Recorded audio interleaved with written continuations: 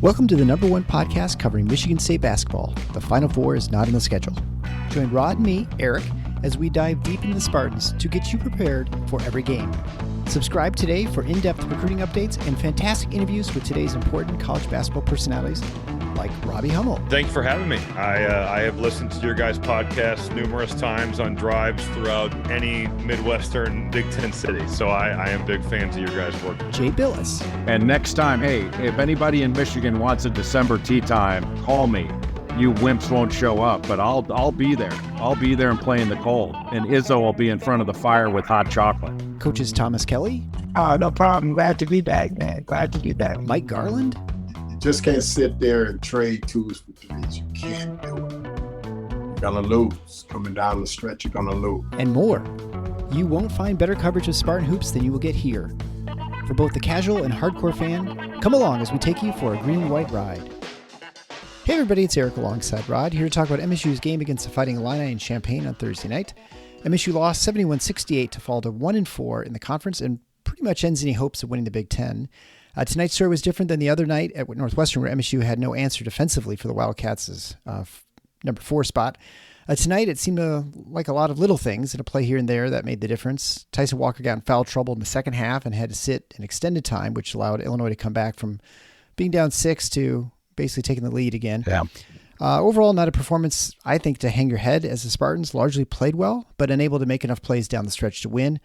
I just felt, in summary, I feel like the game was lost in the first half sort of globally with an inability to stop dribble penetration, especially from Rodgers. And in the second half, really with an inability to hit open shots, especially ones critical down the end in the stretch. Yeah, I would agree, those are two factors. It's a complicated picture. Let me start with the overview. I agree with you.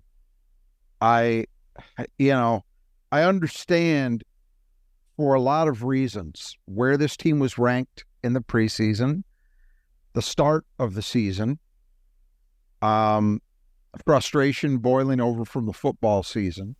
Yeah. Probably now some residual frustration from Michigan winning a football championship. So you see what I'm saying? Some of these things have nothing to do with anything. Right. But they're real in terms of the mindset of fan base. What you're seeing is, what I've seen is a reaction to what in most other seasons is a loss that you just kind of shrug your shoulders and say, well, that's the Big Ten. Mm-hmm. But now it's a sign of, as I've seen today, is Tom Izzo done? What? Yeah. They lost a road game by one possession to a top 10 team in a gym that is historically a very difficult place to win, even when Illinois is not great, by the way. Yeah. I'm talking globally, not just MSU. Really? That's the conclusion people draw? Look, I'm not trying to make excuses, but the fact is that the schedule, as it looks right now, has not been particularly kind to Michigan State. The one that you can absolutely point to and say, hey, no excuses, that's a game you need to get, was the first one, the home Wisconsin. game against Wisconsin. Yeah. Okay, I'll buy that. But the loss at Nebraska, very frustrating, and I include myself in that category, but take a look at where Nebraska is right now and the way they've been playing. And I think the further we're going, the less bad that loss begins to look. Yeah. Then you take care of business against a bad opponent in Penn State, really the only bad team MSU's faced so far. And then you go on the road and you lose to a Northwestern team that probably sits in the middle of the pack, and I think is going to be in the conversation for a tournament bid. I'm not nearly prepared to say they will be in, but I think they're going to be in that conversation. And then you lose at a top 10 team. I understand the record's 1-4. I understand what the standards are in the program and all the rest of the nonsense. But these are realities, and the realities that people forget you know what's true? Just as true as it is that Michigan State players, no matter how experienced, somehow over the offseason forget how to play Spartan defense for at least a month and a half. So too does the Michigan State fan base forget every single year what reality looks like. Reality is you lose games on the road in the Big Ten. And this game, I will say in particular, is an illustration of why. Why do I say that? You pointed out to some things that absolutely were true. The decision to defend Ty Rodgers with a 5, I think was not something I necessarily anticipated, although we did see Purdue do it, I believe, in their previous game. But there's some, I can see the rationale, absolutely. Yeah. He's not a shooting threat at all, so you just sag off him with a big. You get the added bonus of that big being around the basket for rebounding purposes. He's not getting extended out on the floor defensively, so that's good. They had a harder time than I would have anticipated, and Rodgers was much more aggressive than I anticipated in terms of attacking it. And then in the second half, which I'll return to later, Michigan State absolutely missed a lot of open shots, particularly open threes, that if a couple of those fall, it's a different game. All true. But if you really look at it, what was the deciding factor here? It was fouls. Yeah. It was fouls and more specifically free throw attempts. Mm-hmm. Michigan State goes a grand total of 5 for 7 at the line. Yeah. Illinois goes 18 for 22. Ball game. Yeah. Right there. Now, you can talk about, well, Illinois was aggressive. They were, but so was Michigan State. That was an extremely physical game. Mm-hmm. Specifically, we can all point to a handful of calls. The one that was most egregious, of course, was the one where MSU was down 1. Illinois had the ball fairly late in the game. They miss a jumper, and somehow A.J. Hoggard is called for a foul on the rebound attempt on Coleman Hawkins, which I'm still trying. Give Coleman Hawkins credit, I guess, or an Emmy for a flop, but the official was right there. How he made that call, but my point is, saying all of that, that is life on the road in this conference. It just is, and so that's not an excuse, because going in, hey, you're gonna likely have to overcome some shit. That's how it's gonna go. You have to overcome some bad calls. You probably won't get as many free throw attempts as they do. That's how it is. You got to find a way. And Michigan State didn't do that. But there have been lots of examples of that over the years in a game like this where they weren't able to do it. And it didn't mean the sky was falling. Look, there's events may prove us to be foolishly optimistic. But when I look at Michigan State's remaining schedule, most of the heavy lifting's done, folks, at least on paper. Yeah. You've got road games at Wisconsin and Purdue. Those would be daunting. Those would be the two, although honestly, I think the Wisconsin game is winnable, much like this one was. I think that Michigan State will be in it. That would be my expectation. Whether they close it out or not, it's anybody's guess, but I think they have a chance. Purdue's the only one that I look at and say, boy, that's a tall order. Yeah. To win in Mackey, just because of history and, that they're a good team and all of that. But I don't think this means the sky is falling. Again, I measure my feelings about this team based on how I perceive them having played. I was furious after Nebraska because I didn't think they played hard. I certainly didn't think they played well on the defensive end at all. It was disgraceful to me, and I was angered by that, by having to watch that. I don't feel those things here. The reasons they lost this game were things that happen in any season in a similar situation. Believe it or not, I don't know how good people's memories are, but Team Cleaves lost a bunch of Big Ten games on the road in his career. Yeah, it happened. I know, it's stunning. 8 Final Four teams, they all lost road games in the Big Ten. Actually, check that. The 1999 team, I don't think did, because they only lost one game in the league, and it was at home, if I remember correctly, in the opener against Wisconsin. Other than that, I'm right. So again, the loss doesn't tell me much because those things happen in this context. When I look at how Michigan State played,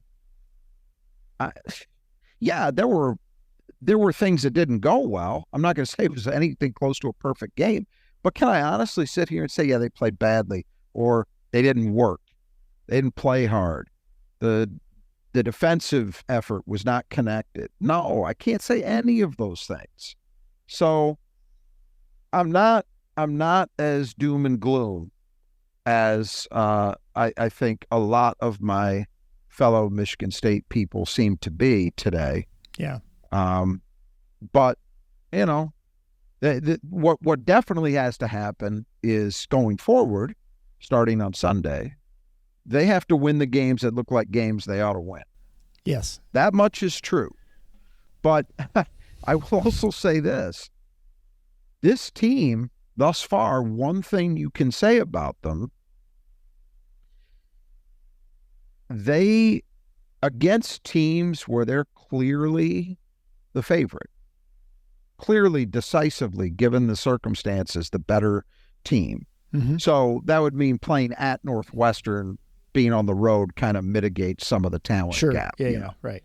But same thing for Nebraska.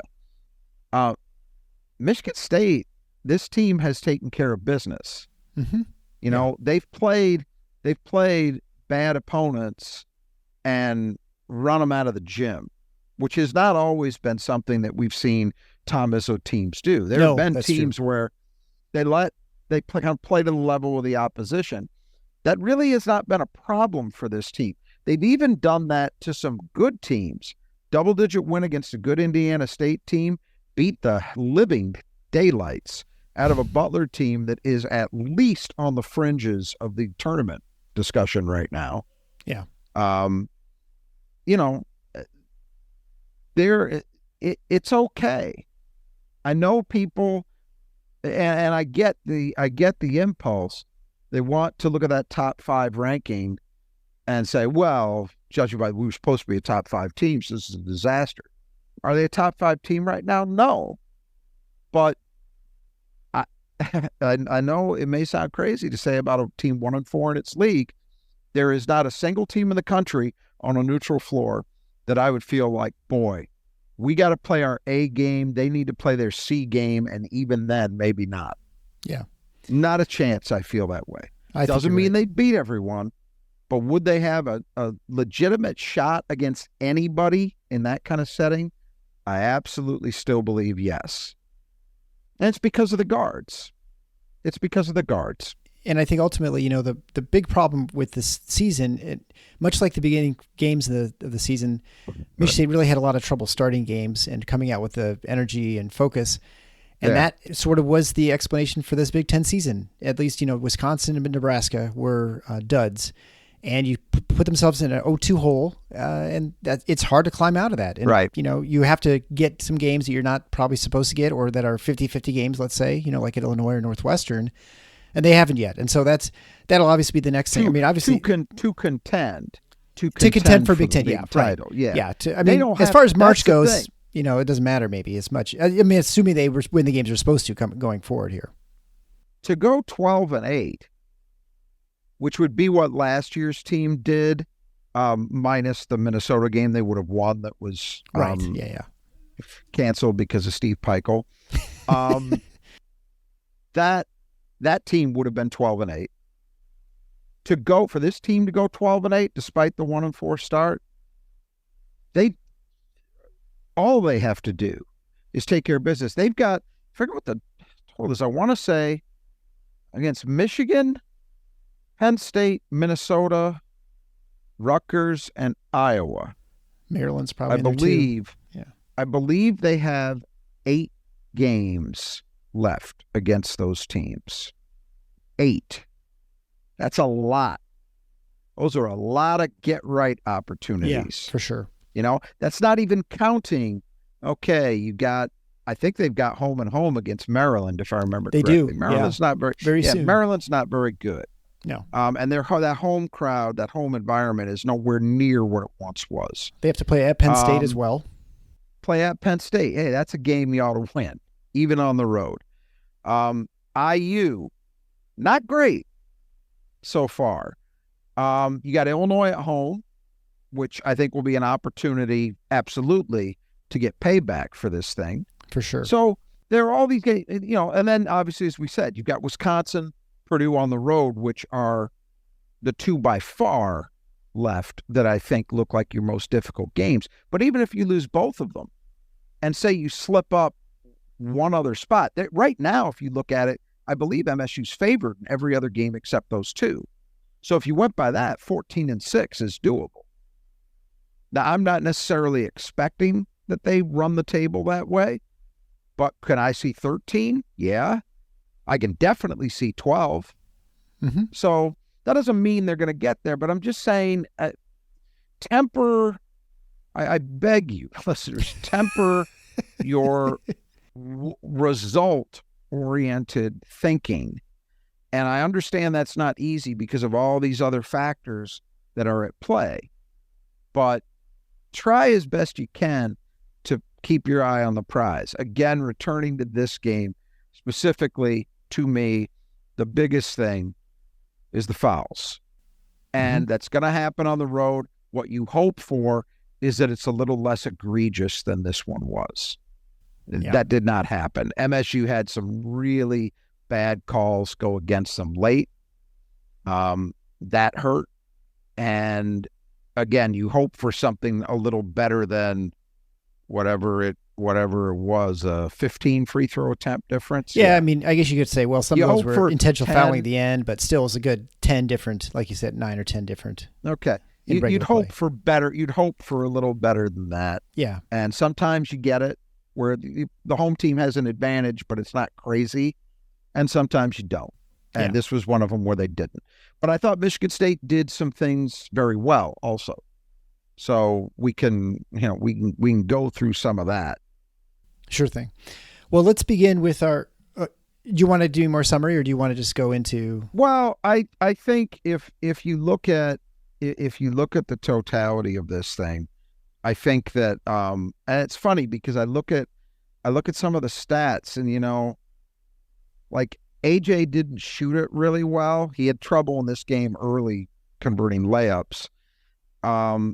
And he only had 3 assists, but I thought AJ did some good things. Now, there were some things I would be critical of. The biggest was, and see if you agree with me on this, you mentioned Walker going to the bench, foul trouble. Yeah. And MSU's up 6, right? Mm-hmm. 3 possessions in a row. AJ dribbles the shot clock down. Yeah, down to 6 or 8 before they even start. Now, I can't say definitively that that's entirely on him, because if you've got guys who don't understand what you're running or just slow to get into it, that might not be his fault. But you know what? We know AJ's pretty demonstrative when he thinks somebody else is screwing up, and I didn't see him doing that. So that tells me it was by intent. His intent. I can't believe it's by Tom Izzo's intent. Yeah. This team has to play fast. They have to. That's where they are at their best. And I don't just mean going up and down the floor and fast breaking. I mean play fast with pace, with tempo, with intent, with purpose in the half court. And to slow it down like that, and none of those possessions went anywhere, and Illinois goes right back and takes the lead. Yeah. That was a bad sequence from AJ. But he also did a lot of important things in that game. Mm-hmm. And I thought he took 19 shots from the floor. I don't know if that's a career high, but it's probably close. He was aggressive, and they needed him to be aggressive. Even if he wasn't hitting as many as he'd like, you need him to remain aggressive, trying to play downhill, trying to make things happen. And so I was not unhappy with his game. I thought Malik had very much a bounce back game. Yes. 14-7, he was aggressive too.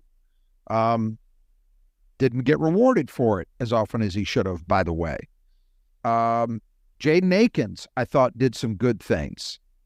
Mahdi, another double-digit rebounding effort. So there were some Colin Carr had a couple impactful plays. There were some, and obviously Tyson was Tyson, but there were some individuals that did things. Well, I think, well, we'll talk about maybe some of the rest of the details. I'll save it for the keys, because some of the other stuff that went well, I think is inherent. It's embedded in that. Yeah. Well, let's begin by, Michigan State's player they had to keep in the gutter, brought to you by the Brothers Just Your Gutters. I was just talking to Kurt the other day, and one of the things he reminded me of, and I haven't mentioned before, is they actually sell heated gutters. So, it's kind of snowing. Wow. In the midst of Snowmageddon, or some sort of version of that anyway. So if you're on the west side of the state and you want heated gutters, they last a long time. They're on the aluminum. They keep the ice and snow buildup off the gutters and clear them out, so you don't have that problem. Especially if I imagine if you have a business, it's probably even more important to make sure you keep things clear for your customers getting out of your business, but also for your home too, around the front, and so it doesn't fall on your sidewalk or driveway or front stoop or anything. You can contact the Brothers Just Your Gutters. The nice thing is you get 10% off your estimate if you contact them. You can contact Kurt and his team in the Grand Rapids area, or Greg and his team in the Metro Detroit area.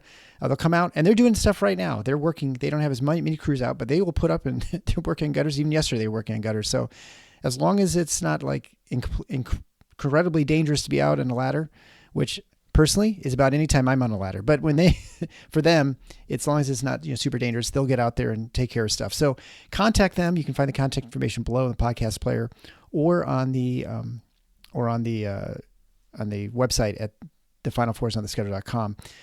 So the player that Michigan State had to keep in the gutter was Marcus Damask, the transfer from Southern Illinois.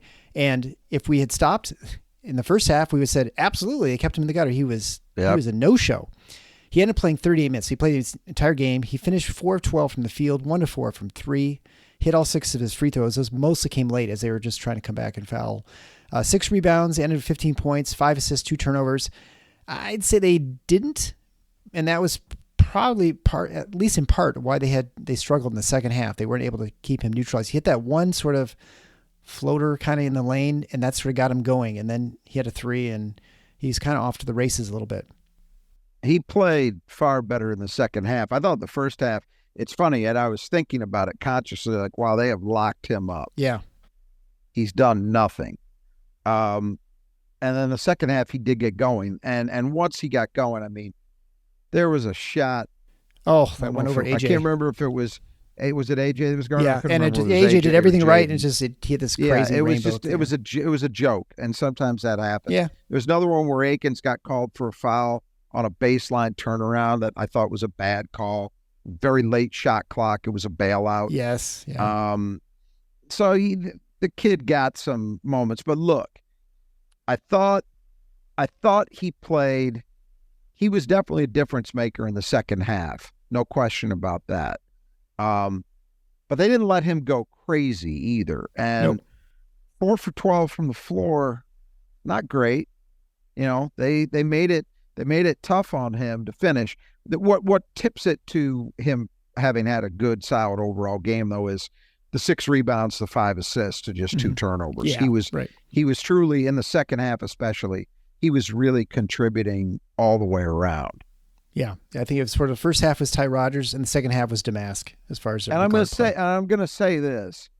I keep saying this about Illinois, and I'm convinced that we're going to see it happen. I don't think the way they're playing is sustainable if you're talking about, a 17-win Big Ten team. Mm-hmm. I don't think so. No matter how well those two guys played, and they had good nights, and they've hung in there since Terrence Shannon went out, it's not so much about missing Terrence Shannon, although that's a big blow, but their lack of a true creator from the guard spot, it was such an awkward game in some ways, and I just think, and they dictate some of that to you, but that's kind of my point. I just don't think over the long run that's sustainable. I'm not saying, they're going to crater, or they're not going to make the tournament, or they're not going to win more than they lose in the league. I think those things will probably happen, but almost definitely will. But they're not going to be a Big Ten title contender when it's all said and done this way. I just don't. I don't believe that. And if they prove me wrong, so be it. But I don't think so. Yeah, certainly in that game, I thought they were easy to guard. It just, In many ways, yeah. Some, you can. That's the thing. That what's funny about it is they're so big, as we talked about, but because they're such a weird team, you don't necessarily have to pay the price for it the way you would normally, right? So it's okay. You've got all this size, but you can get away with having a 6'3" guy guard 6'11" Coleman Hawkins, right? Because of the way he plays, right? It allows you to do that mixing and matching, which keeps you in it, even if you're, as Michigan State was, giving up quite a bit of size at several positions. I didn't feel Illinois really made them pay for that a whole hell of a lot. If anything, the only thing that they did is a quickness advantage helped them a couple of times with Rodgers primarily, but not size. And size is one of their strong suits as a roster. But yeah, anyway, I just think, just to put a button on the point, it's not that you can't have your primary playmaker not be a point guard. I mean, Michigan State has had that in the past with Draymond Green, with Allen Anderson, right, where those teams didn't have pure point guard play, but Draymond Green's team had Keith Appling. That was a real guard who could do real guard things, even if he wasn't the primary playmaker. Illinois does not have anybody remotely in that ballpark, and I just think it's going to catch up to them sooner or later. All right, well, let's go on to our squeegee squad of Grand Rapids. They had the player that cleans the glass the best for Michigan State. The player of this game was Madi Sissoko. He finished with 10 rebounds. For a while, Malik Hall, I think, had more rebounds. He ended up finished with 7, and that was your pick. Yeah. So, yeah, boy, I win again. I don't know. It's like a 3. This is a runaway here. 3-0 right now. But anyway, I think, from the rebounding standpoint, they're very good, obviously. We'll talk about that more in the keys of the game, I suppose. But just a reminder, the Squeegee Squad of Grand Rapids, they do a fantastic job. They're actually coming out to our house. And again, if you think people like this don't get on ladders in the middle of the winter and bad weather, you're wrong. They come out. They'll come out and clean your windows, and they're going to take care of things. They can do the inside, the outside. They can also clean the outside of the house just with power washing, although I cannot imagine having the job where I'm power washing in February or January, but they'll come out and do it, I guess. They also not only just get your residents, but they can work on high rises. They can do commercial buildings. So whatever you need done, you can check out the Squeegee Squad at Grand Rapids. They do a fantastic job. They're obviously based in the Grand Rapids area. It's a pretty large region. So if you're anywhere in the West Michigan area, I'd just go ahead and recommend give them a call. You can get 15% off if you mention Final Four when you get your estimate. And it's very reasonable. I can say that as someone who's got them coming out. Like I said, they're coming out this week, and I can give you the true testimonial of how they do. But my hunch is, not only did they clean the windows, they actually clean the screens too. So I don't think I realized how dirty my windows are. And I think this is oftentimes what happens for someone who wears glasses like me.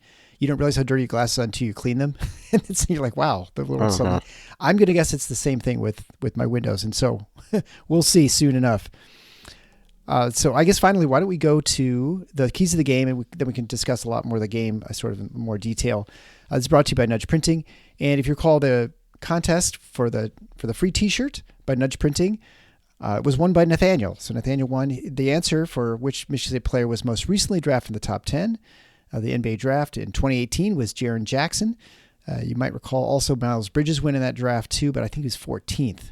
So I think it's lottery picks kind of considered the top 10. Is that right? I think that's... No, it extends. They were both lottery picks, okay, which is why some people might have initially thought, oh, wait a minute, Miles was a lottery pick too. I believe the lottery is 14 currently. Okay, so I made just it everybody who's not a playoff team. Yeah, okay. And so then Nudge Printing will have another contest. They're going to try and do 2 a month. The next one is going to be for hoodies, so stay tuned for that. It's probably next week we'll have that new question. Again, you can find all that information for the new contest when it comes up, or just our personal site is at nudgeprinting.com/TFFINOTS, and you can get our episodes there, but also the new trivia question when it comes up in a week or so. And obviously Nudge Printing is a fantastic place. Not only do they have great products, but they have a gigantic selection, not just t-shirts, but hoodies, sweatshirts, kind of whatever you need. Also wall stickers, all made in Michigan by Michigan State alums, Gabe and Brittany. They do fantastic work. We have a ton of products. I'm actually getting some more soon because they are just the most popular in my family. And you get 20% off if you type in Final Four, that's one word, on checkout. So the first key to the game for Illinois was rebounding. And this is something that I did not expect Michigan State to do well in because, Illinois is really good and Michigan State has not been very good. And yet here Michigan State finishes with they won the rebounding overall rate. They won 37-34, which is, I think, surprising to begin with because Michigan State did not shoot as well as Illinois. So you'd expect from a defensive rebounding standpoint, Illinois would have sort of an edge there. Michigan State out-rebounded them in the offensive end too, 13-8. From a percentage standpoint, Illinois got about 25% of offensive rebounding rate, which is for them not very good. That's a good job by Michigan State. If they could keep most teams like that, it'd be nice.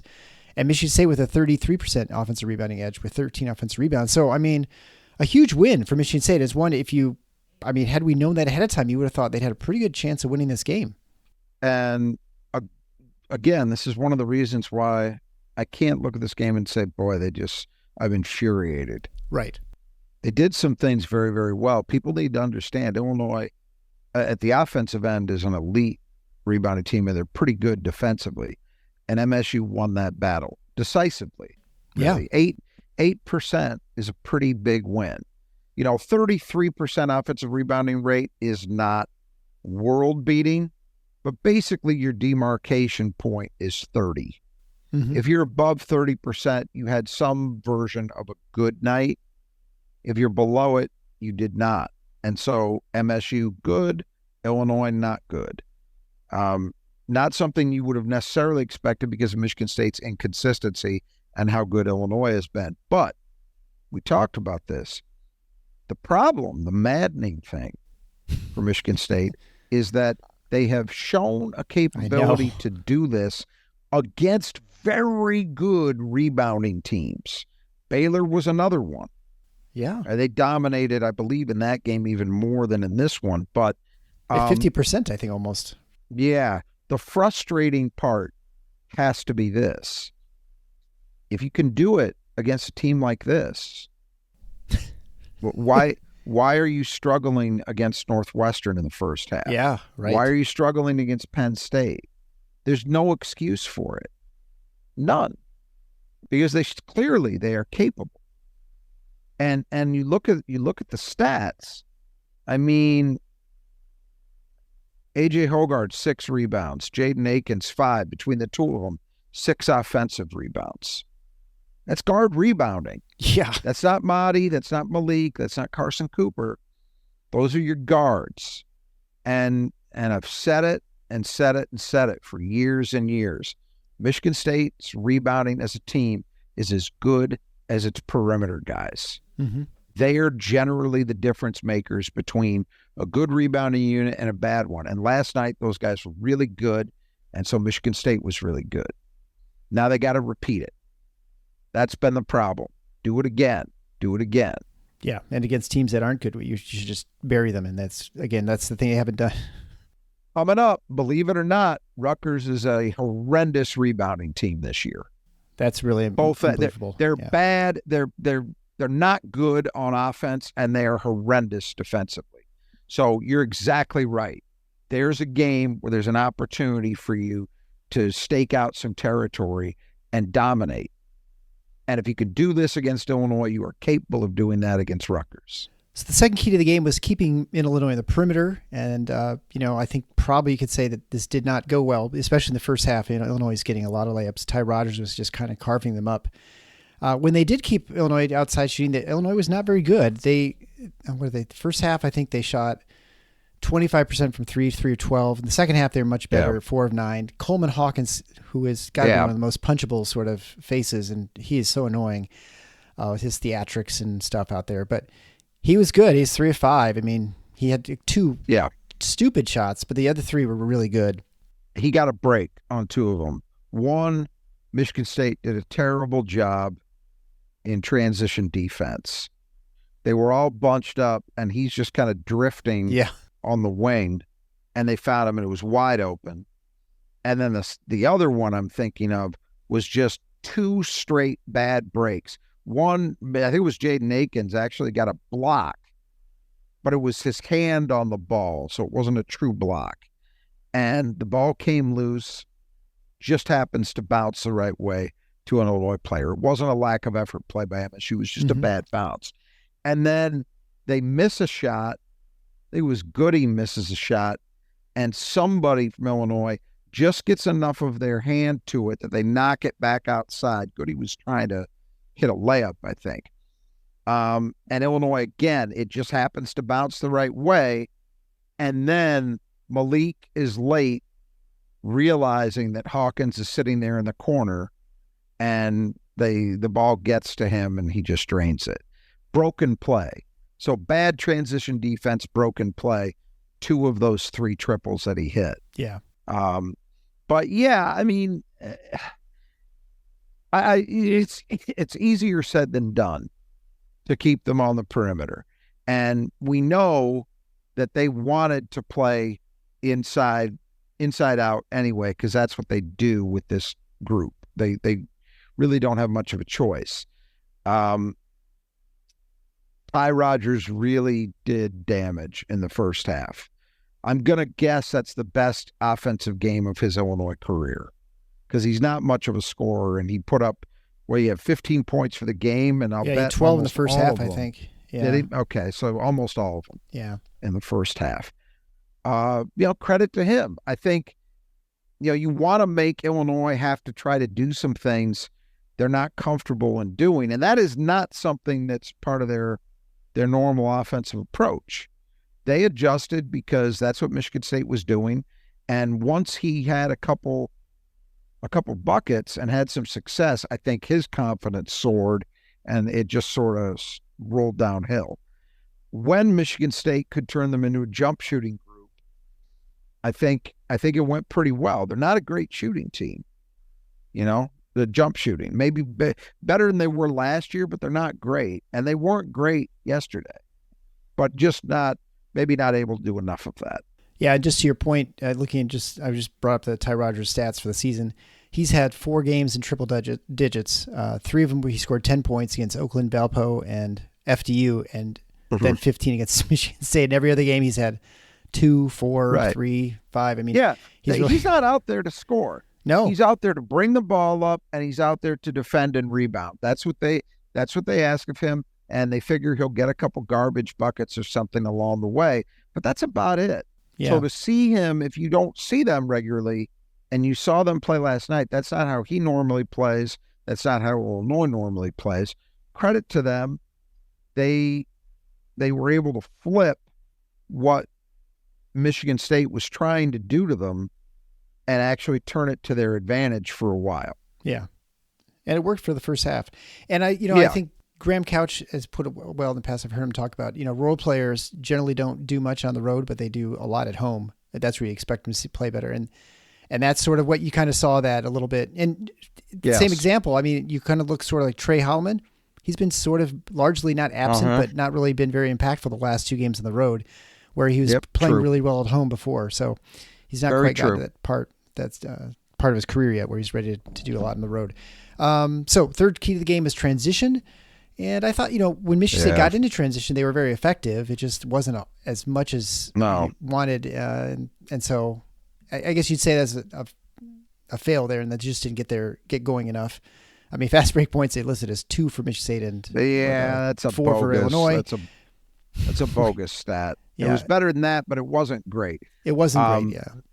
Michigan State had to grind it out, even though they got a lot of shot attempts up. So the game in the half court was not always played slowly, but they had to grind it out primarily 5-on-5 in the half court. And look, Illinois is a good defensive team. This is where their length, their size across the board really plays in. There were segments where they had Ty Rodgers guarding Tyson Walker. Now, that doesn't mean that he's going to stop him completely, but it's a different deal shooting over a 6'7" guy who can move his feet well enough to hang with you, which Rodgers can. That was, it made it tough. MSU really had to grind it out. I thought at times they did an effective job at that. I thought for the most part they actually did. It's just that, and this is the lament that you could say, and it's true, but people don't want to accept it. And sometimes good shots don't fall. Yeah. And I felt that particularly down the stretch, that was the case where, Tyson especially is 1 for 7 from 3, had great look after great look. Mostly good looks, yeah. Yeah, and they just didn't drop. And so that happens sometimes. It's nobody, I know everybody wants to assign blame. It's other than saying, well, the guy missed the shot, which is a true statement. Can't really argue with that fact. But they weren't bad shots. They're not bad shooters. The shots just didn't fall, and sometimes that's what happens.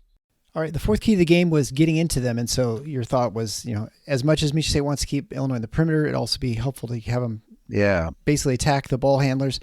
They got a couple of steals, like 4. There are a couple of sloppy plays, but in general, it was a turnover-free game for both teams. I think they both finished with 7, and Illinois had 8 turnovers, so really a pretty clean game for I mean, there have been Michigan State games where they have 15 all by themselves in the past, so I guess that was really no edge there, I suppose, either way. No, there really wasn't, and that's unfortunate. I think Michigan State played reasonably well most of the way defensively. Yeah, I think so too. When you look at, I really liked, for example, I kind of alluded to a lot of that game, Coleman Hawkins was being guarded by Jaden Akins. It's like a 7-8 inch height disadvantage. Yeah. It worked. It worked because Coleman Hawkins doesn't like to post. Attacker. Yeah, right. Doesn't post. Yeah. And Jaden got into him. He might not have come up with steals, but they made it. I give them credit for playing as aggressively as I think he could without taking too many risks. But they just weren't able to create mistakes. And again, sometimes that's just how it happens. I was a little bit surprised. I thought that particularly with kind of the unorthodox matchups that Michigan State was dictating, that might have, and a lot of times you'll see that just takes just by doing that, it takes the offensive team completely out of whack. If you're a 6'11 guy who's not used to, never guarded by a 6'3", 6'4 guy, and all of a sudden you are possession after possession after possession, you can very easily get outside of yourself and make mistakes you wouldn't otherwise normally make. But that didn't really happen. So credit to Illinois for that. And Michigan State just was not able to turn that. At some point this season, I'm going to see some team just decide to absolutely go full tilt in ball pressure against Illinois, and then we'll see what happens. Because I think they're getting away with something that they shouldn't be getting away with. And the fifth and final key to the game, Road Warriors. And this is just, Michigan State had to close their game in the road to 0-2, now 0-3 in the road. And, this is going to be one of those things there, much like the start, until you see something change, you say it's a problem. And so right now they're 0-3 in the road. They, you could say they're all tough games to win, and they are. But you expect to take 1 or 2 of those, or hope to. And so, again, until they actually win these road games, they haven't won one. If you're gonna be in the conversation for, a top tier finish, in the Big Ten, you probably need to win one of these, and they could still, believe it or not, they could still end up in that conversation before it's all said and done. But you'd feel a lot better about your chances if they figured out how to win this one, or Nebraska, or both, especially. Yeah. I'll even take Northwestern out of it since that game wasn't quite as close. But disappointing, but I will say that one of the things that we talked about specifically, I think for the most part did happen, which is we had said that one of the real problems was Michigan State's defense had not traveled in either of the Big Ten road games to that point. I think it did travel. Yeah, I think so too. Illinois offense didn't. Illinois shot 41.8%. So MSU actually outshot them ever so slightly. 41.8% overall, 33% from 3. Those are both numbers that are below what Illinois typically shoots. So, You're right. Maybe the 3 isn't. The 3 might be right around on point. But, I think it was mostly a good effort, certainly far better than either of the first two. So in that sense, I think it happened. But, ultimately you're looking to actually get win, obviously. For sure. That did not happen.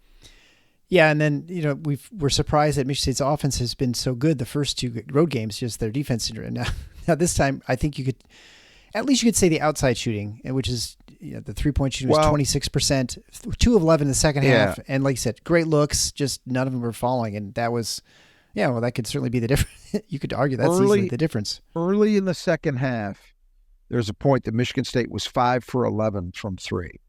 They missed their last 8.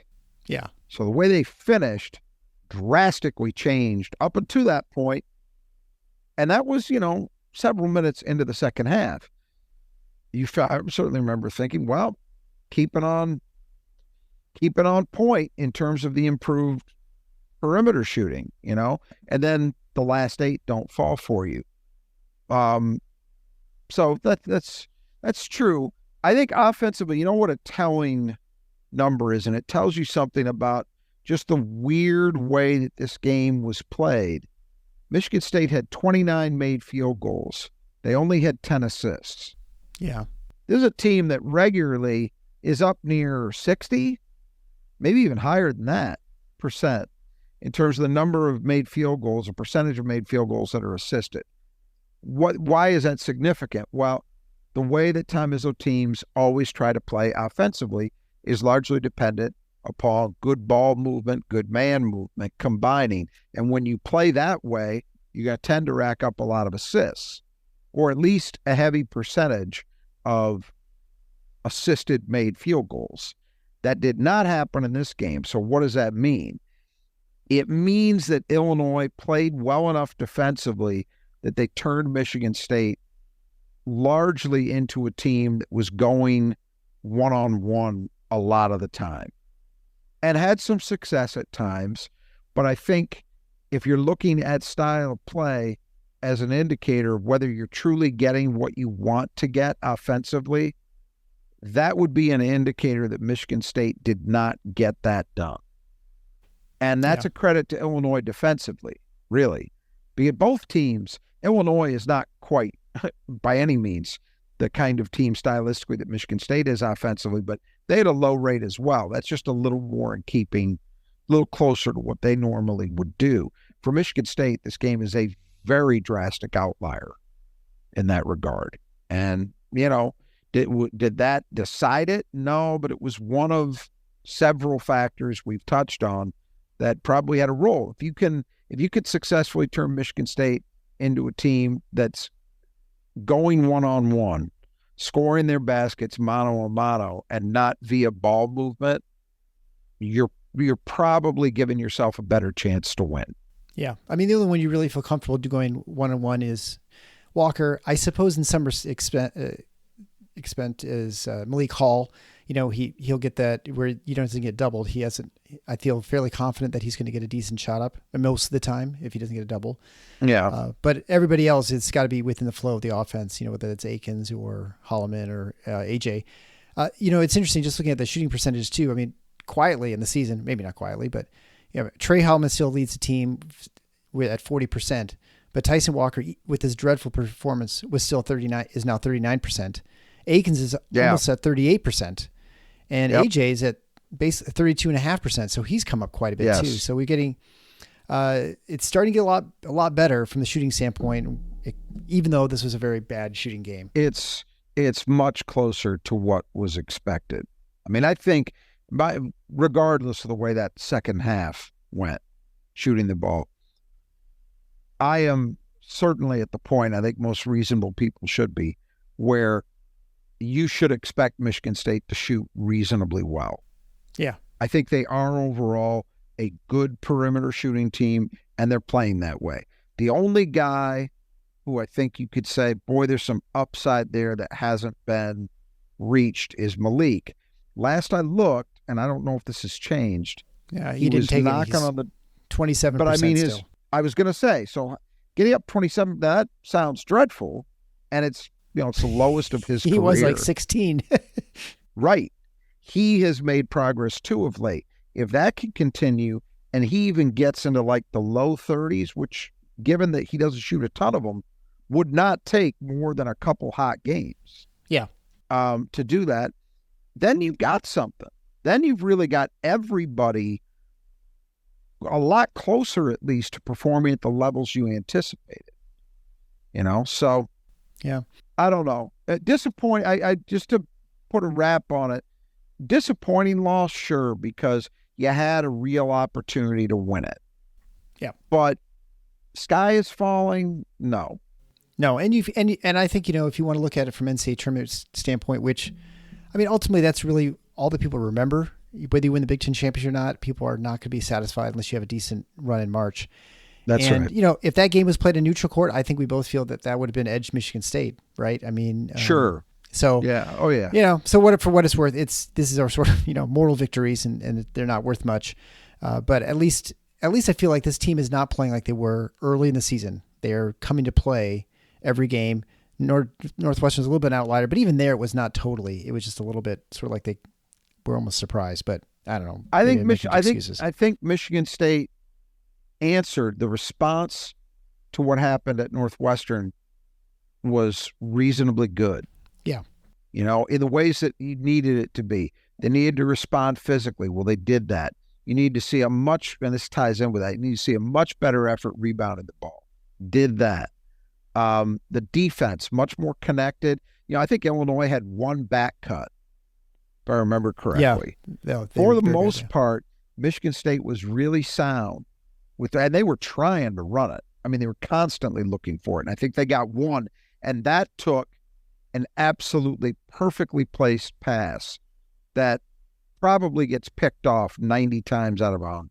Yeah. But it happened to work the one time I recall. So most of the things they needed to do, I think they did. And, we'll just have to see if our suspicions are correct that the record is going to start turning here coming up.